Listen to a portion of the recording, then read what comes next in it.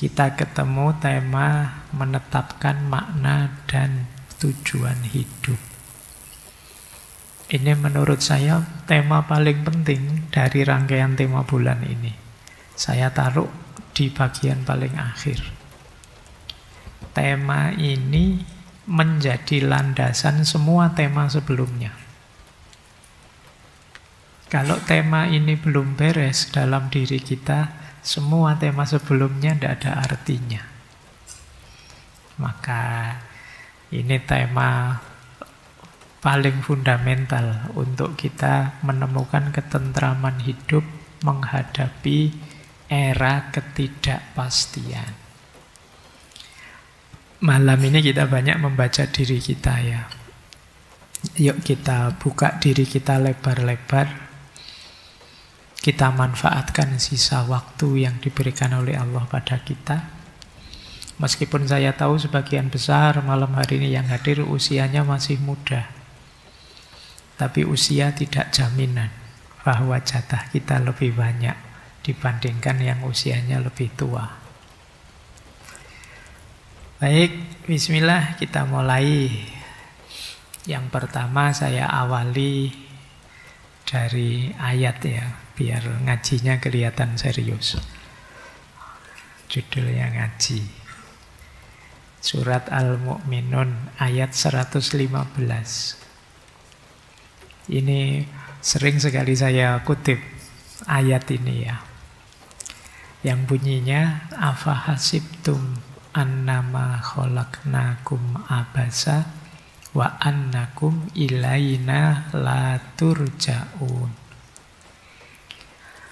Maka apakah engkau mengira bahwa kami menciptakan kamu, menciptakan kalian semua itu abasa. Abasa itu main-main saja, iseng saja, tidak ada tujuannya.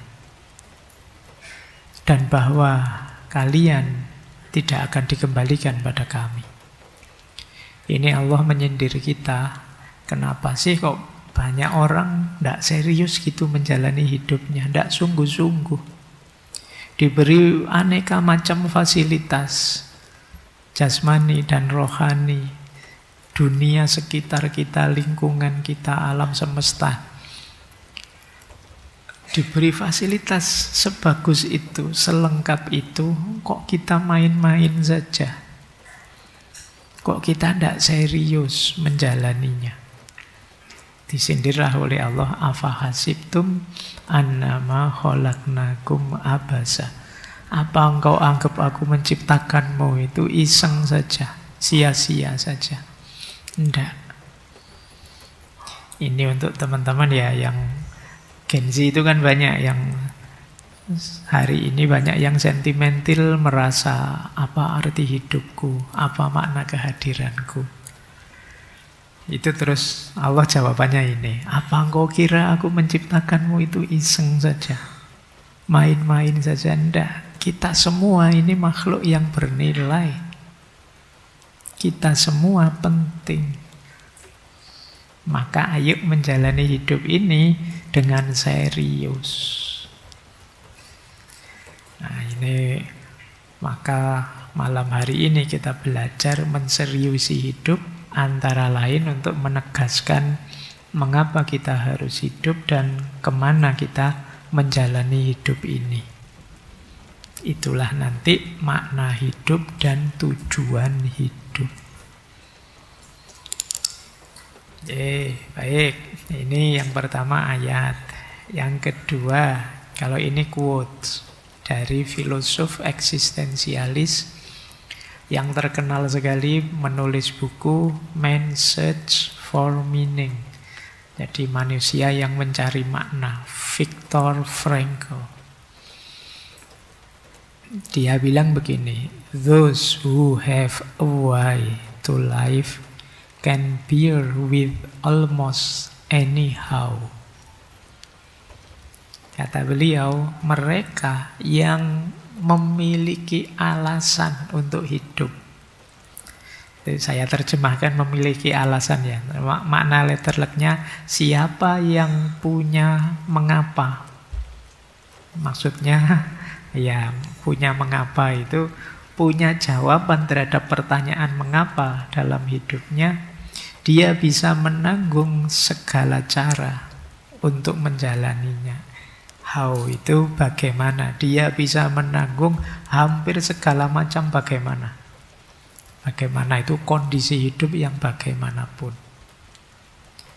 Jadi kalau kita punya alasan untuk hidup, kita sadar mengapa kita harus hidup, sejauh mana kita bernilai dalam hidup ini, itu kita mengalami apa saja siap, kata Viktor Frankl.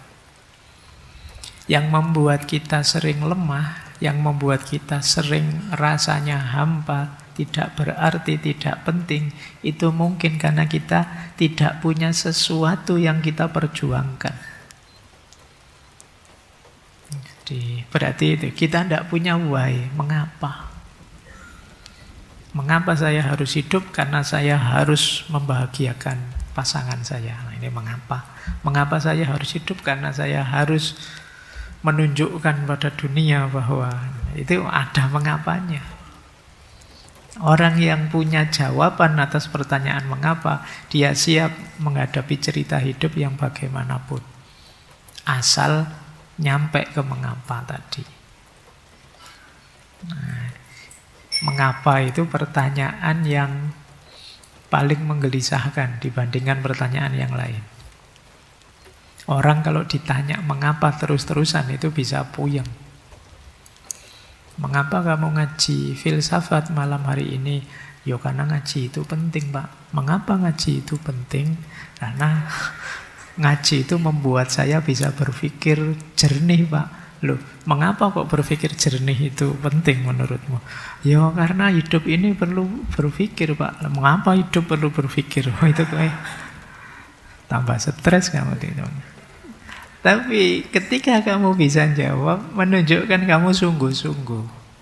Tidak asal-asalan. Kalau kalian belajar logika, kalian bisa menjawab mengapa, itu berarti kalian bisa berargumen. Jadi punya dasar ketika punya gagasan tertentu atau melakukan sesuatu. Kalau kalian bisa, mengapa kok bisa melakukan ini? Oh karena ini loh Pak. Nah, itu berarti kalian punya argumen namanya. Kalau kalian ingin membuat argumen, ya pertanyaannya mengapa. Ini yang sedang menulis tugas akhir. Baik. Terus saya ambilkan sedikit juga dari yang Paul Sartre. Man is nothing else but what he makes of himself. Manusia itu tidak lain adalah apa yang dia ciptakan, apa yang dia lakukan oleh dirinya sendiri. Sartre itu seorang eksistensialis. Sederhananya, eksistensialis itu punya pandangan bahwa hakikat diri kita sebagai manusia itu tergantung bagaimana kita menjalani hidup ini, bagaimana kita eksis. Lawannya eksistensialisme itu esensialisme. Kalau esensialisme punya pandangan manusia itu ada hakikat terdalam dirinya. Jadi seperti apapun kita gitu masih ada sisi hakiki yang nanti harus kita cari ke dalam. Tapi kalau orang eksistensialis tidak. Jadi kalau ada yang tanya, manusia itu aslinya baik atau buruk ya? Kalau orang eksistensialis tidak ada aslinya. Kalau dia melakukan yang buruk-buruk berarti dia orang buruk. Kalau dia melakukan yang baik-baik berarti dia orang baik. Kalau esensialis, dia bisa bilang begini, oh manusia itu aslinya baik. Nanti kalau dia melakukan keburukan berarti dia nyeleweng. Nah, atau manusia itu aslinya jelek, seperti di Thomas Hobbes dulu ya. Kalau dia tidak dikendalikan, dunia ini mesti hancur. Karena itu dibikin aturan, undang-undang, dan lain sebagainya. Ini namanya esensialisme. Tapi kalau kata orang-orang eksistensialis, enggak. Jadi kalian enggak bisa alasan misalnya, kamu kok semester ini jarang masuk, kok jadi males kamu? Itu jawaban, aslinya saya itu rajin, Pak. Oh, enggak ada aslinya. Jadi pokoknya kamu sering bolos ya berarti kamu sekarang pembolos sudah. Jadi seperti apa engkau ya tergantung bagaimana engkau menjalani hidupmu. Saya itu aslinya sabar loh Pak, cuma belakangan aja sering ngamuk. Ya berarti tidak ada aslinya, ya sekarang ngamukan gitu aja. Kapan itu kan saya ada diskusi, bangsa Indonesia itu aslinya ramah. Nah, ada asli, itu menunjukkan sebenarnya diam-diam mau bilang sekarang orang Indonesia itu tidak ramah. Tidak tahu aslinya kemana, pokoknya kenyataannya sekarang tidak ramah. Jadi, nah ini kalimatnya Sartre. Berarti apa? Loh, hidup ini mau kita bawa kemana? Kita maknai sebagai apa? Itu tergantung kita kok. Jadi kita yang menguasainya. Jangan salahkan siapa-siapa kalau hidup kita begini begitu. Karena kitalah yang menjalankannya, yang menjalaninya. Kita mendapat efek buruk ya karena kelakuan kita di awal. Kita mendapatkan balasan kebaikan juga karena kelakuan kita di awal. فَمَنْ يَعْمَلْ مِثْقَالَ ذَرَّةٍ خَيْرًا يَرَهُ وَمَنْ يَعْمَلْ مِثْقَالَ ذَرَّةٍ شَرًّا يَرَهُ. Jadi kalau kita melakukan kebaikan sekecil apapun akan kita rasakan akibatnya. Kalau kita melakukan keburukan sekecil apapun kita juga akan merasakan efeknya. Oh ini ayat ini eksistensialis.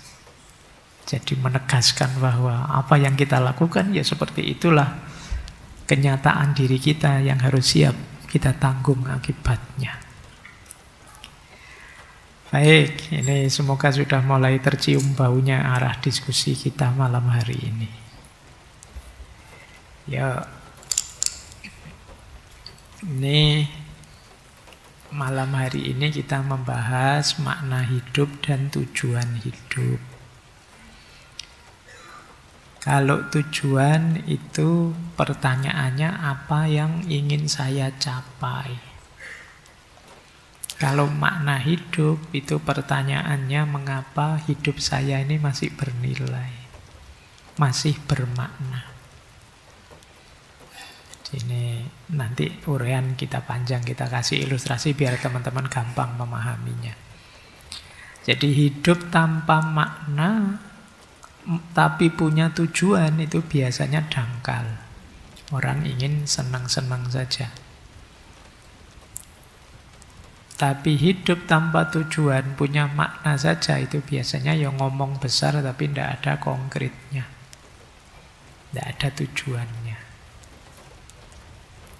Ini sederhananya itu, saya pakai ilustrasi saja biar teman-teman paham. Contoh ya, ada orang mengilustrasikan hidup ini seperti perjalanan. Nah, tujuan hidup itu alamat yang ingin kita capai. Saya ingin ke Solo, saya ingin ke Jakarta. Nah, Jakarta, Solo itu tujuan. Di sana saya akan diskusi dengan teman-teman dari kampus sana. Nah, ini alasan mengapa kok saya melakukan perjalanan itu. Jadi diskusi itu makna hidupnya. Solo itu tujuannya. Tanpa tujuan, jadi wacana saja. Saya ingin diskusi ya dengan teman-teman di Jakarta, dengan teman-teman di Solo gitu. Tapi saya tidak jalan-jalan ke sana. Tidak tahu tujuannya. Tanpa ada makna, tanpa ada diskusinya tadi, saya ingin ke Solo, saya ingin ke Jakarta, ngapain? Tidak tahu. Entah di sana mau apa, itu berarti kita tidak punya makna. Itu bedanya tujuan dan makna. Atau seperti rumah, bangunan. Nah, tujuan itu mungkin kalian pesan ke arsitek untuk digambarkan rancangan rumahmu besok bagaimana. Kalau makna itu alasanmu mengapa rumah itu kamu bangun. Tanpa tujuan, tanpa rancangan, ya rumahmu tidak akan selesai. Tapi tanpa makna, mungkin rumahmu megah luar biasa, tapi kamu tidak menikmati. Jadi itu bedanya ya, tujuan dan makna. Atau seperti musik. Tujuan itu ya nadanya, lagu yang ingin dimainkan, penyanyi yang menyanyikannya, itu tujuannya. Kalau makna itu alasan mengapa lagu itu yang kamu dengarkan, penyanyi itu yang kamu sukai. Itu makna. Jadi tanpa ada tujuan, yo tidak akan lahir musik. Kamu cuma berteori tentang pentingnya musik, enaknya musik. Tapi kalau tanpa ada makna, ya musik itu hanya sekedar suara saja. Mungkin suara yang berirama, yang enak didengarkan. Tapi kamu tidak bisa memberi alasan mengapa itu enak, mengapa itu penting, dan lain sebagainya. Itu ya. Jadi itu bedanya tujuan dan makna. Masih bingung? Tak kasih contoh. Oke, contoh ya. Guru misalnya. Guru itu tujuan hidupnya yo ingin jadi dosen di kampus yang ternama, kemudian nulis buku yang populer, kemudian nanti melahirkan mahasiswa yang kualitas tinggi. Nah, itu tujuan hidupnya. Makna hidupnya, beliau merasa bahwa aku ini berharga karena bisa mencerdaskan generasi, bisa mewariskan ilmu, bisa berkontribusi pada masyarakat. Nah, ini makna hidup. Makanya kalian kalau punya tujuan tapi tidak punya makna, tulisannya banyak sih tapi dia tidak merasa apa-apa, hampa. Atau maknanya lengkap tapi tujuannya tidak jalan. Ingin mencerdaskan generasi, ingin mewariskan ilmu, tapi tidak nulis-nulis, tidak ngajar-ngajar. Makna saja tanpa tujuan. Itu kalau guru. Ya kalau petani misalnya, petani itu ya tujuannya ingin mengolah sawah, ingin beli traktor sendiri, ingin memperluas lahannya. Ini tujuan. Kalau makna itu merasa hidup berharga karena bisa memberi makan orang banyak lewat padi yang dia tanam, atau karena dia bisa melestarikan tradisi warisan keluarga, atau dia bisa menyatu dengan alam, dan ini makna namanya. Kalau di organisasi itu nanti ada visi dan misi. Visi itu makna, misi itu tujuan. Itu mudahnya itu ya. Kemudian seniman misalnya. Kalian misalnya seniman apa? Punya tujuan untuk pameran lukisan sendiri level internasional. Membuat karya-karya yang viral, yang booming, itu tujuan. Maknanya menemukan arti hidup, mengekspresikan diri, menyuarakan kegelisahan masyarakat atau menyentuh hati orang lain. Nah, itu makna. Di situ memang sengaja tidak tak tulis mahasiswa. Biar kalian mikir sendiri. Jadi coba kalau mahasiswa kalian punya tujuan apa? Maknamu apa terhadap dirimu? Ya saya singgung sedikit aktivis sosial. Mungkin ada yang punya ideal ini ya. Mungkin punya tujuan membuat sekolah gratis, melakukan advokasi pendampingan pada orang lain, atau melatih relawan ini itu tujuan. Maknanya hidup bermakna karena bisa membela yang lemah, memperjuangkan keadilan dan lain sebagainya. Itu makna.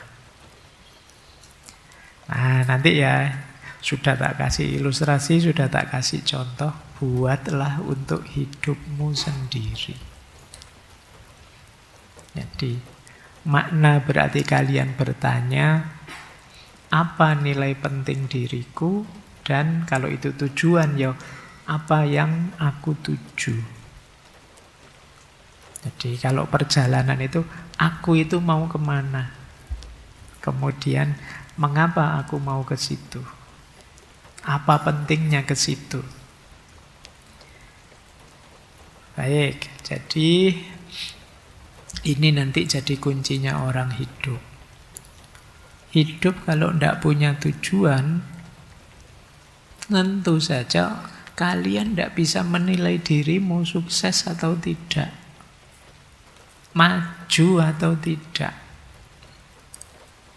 Orang sukses itu kan dia punya tujuan, terus tujuannya tercapai.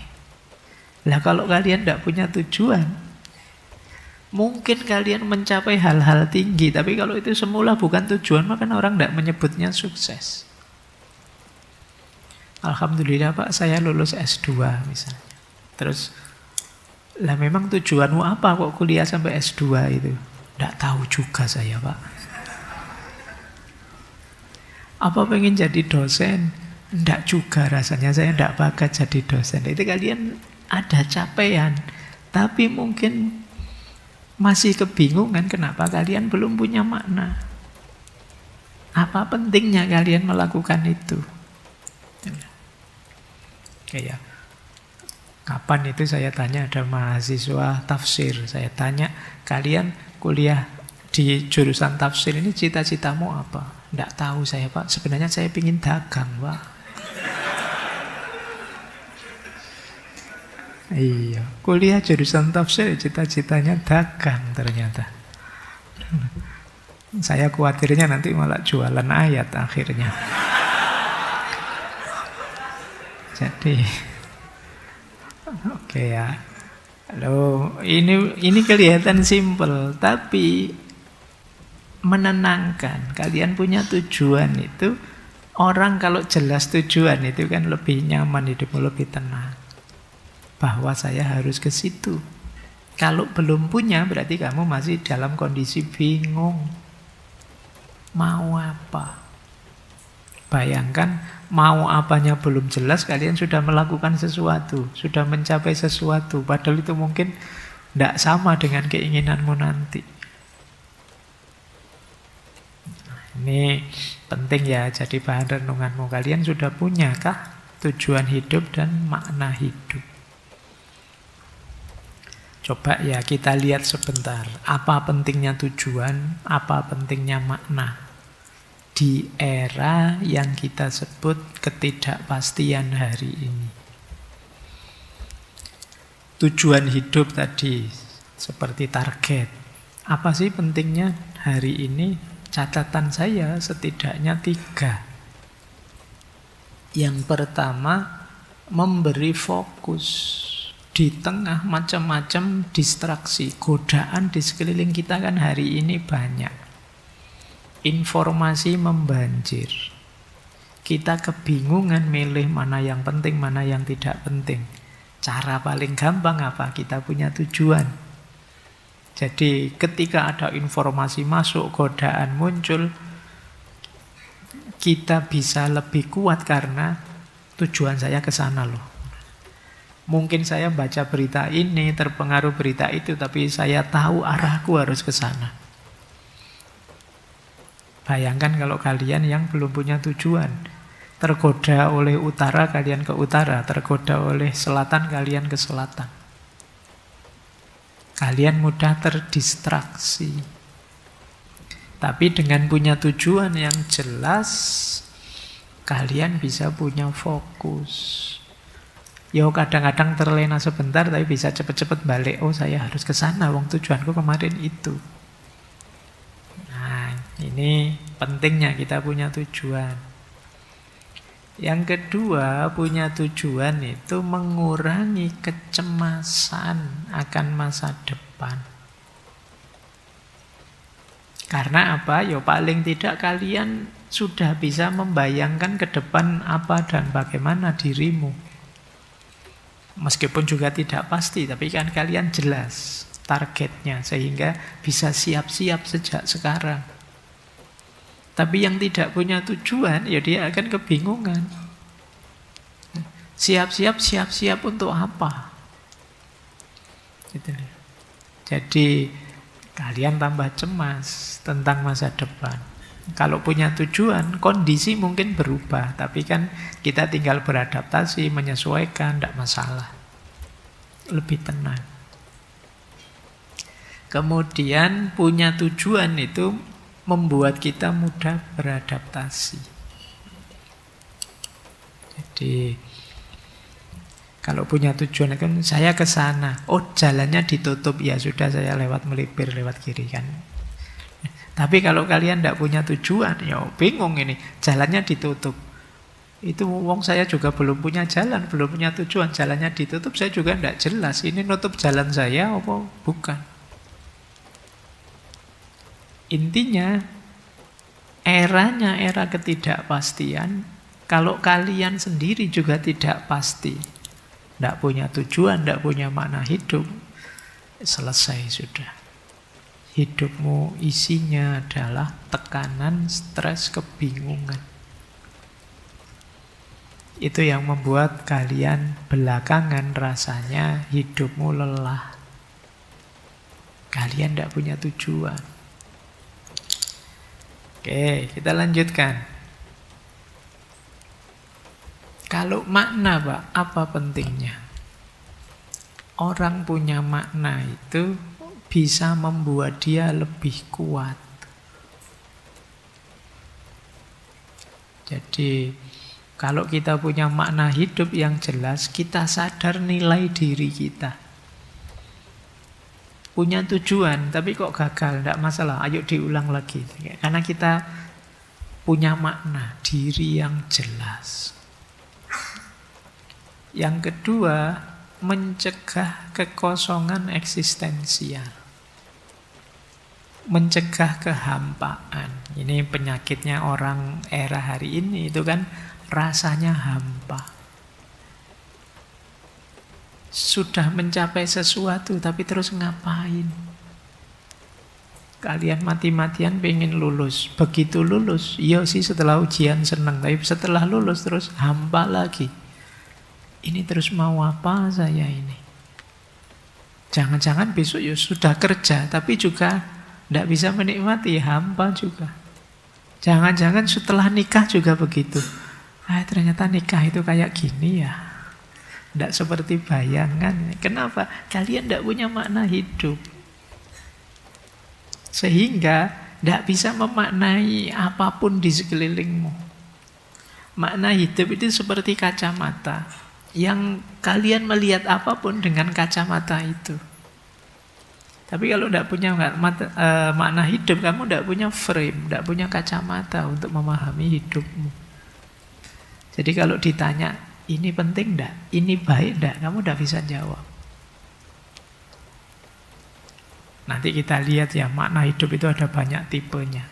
Tapi setidaknya kalian harus punya makna terhadap hidupmu. Makna dan tujuan itu nanti satu paket. Baik, ini masih dasar-dasar ya, masih belum ke gimana kita mengelola makna, mengelola tujuan.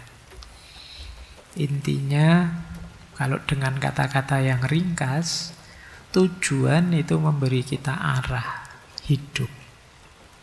Makna memberi kita alasan untuk hidup. Dan hidup yang utuh memerlukan keduanya. Makna hidup menjawab pertanyaan mengapa kita ada.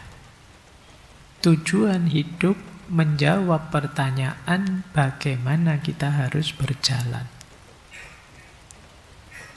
Di era ketidakpastian, makna menjadi jangkar, tujuan menjadi kompas. Semoga bisa ditangkap ya, tak jelasin satu-satu. Tujuan itu menegaskan kita mau kemana, memberi kita arah. Makna itu pertanyaan, mengapa kok kita mau ke sana, itu makna. Tanpa tujuan kita tidak jelas mau kemananya. Tanpa makna kita tidak jelas kenapa kita mau ke situ. Dua-duanya penting dalam hidup kita. Pak, saya mau kuliah, Pak. Mengapa kamu mau kuliah? Biar jadi orang pinter kemudian berguna bagi masyarakat. Nah, ini kamu punya makna diri. Saya ingin jadi pribadi yang pinter dan berguna untuk masyarakat. Jalannya kuliah tujuan. Jadi kuliah itu targetmu. Tapi kamu punya alasan kenapa kamu target itu. Itulah tujuan dan makna. Nah, makna menjawab mengapa kita ada, tujuan menjawab bagaimana kita berjalan. Makna jadi pengendali, tujuan jadi kompasnya, pengarah.